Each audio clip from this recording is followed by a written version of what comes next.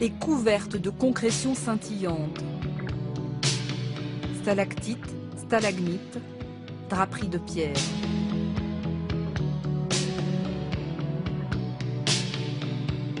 Ces éléments seront reproduits ici, dans un atelier parisien du 13e arrondissement.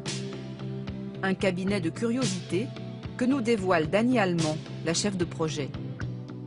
Donc voilà, ici on est dans l'atelier de phénomènes.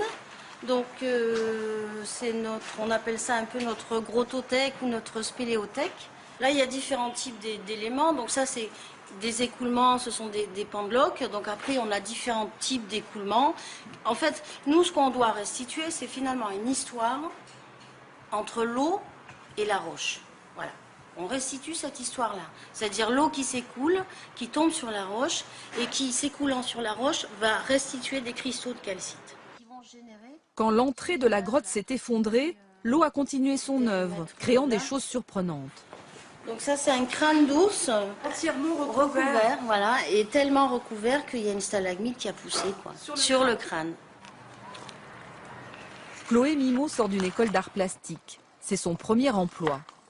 Elle prépare un mélange à base de résine, de verre et de pigments naturels pour une pièce monumentale, la concrétion du mammouth.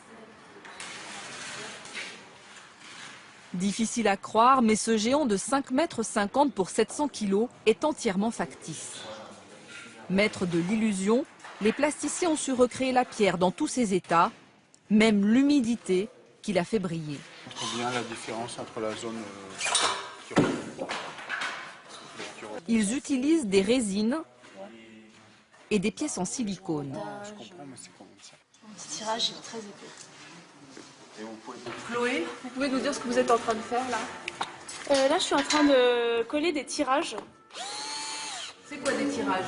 Des tirages, c'est ce qu'on obtient à partir des moules qui ont été faits dans les différentes grottes. Donc en fonction des zones, on utilise des matériaux différents pour avoir des couleurs, des transparences qui correspondent.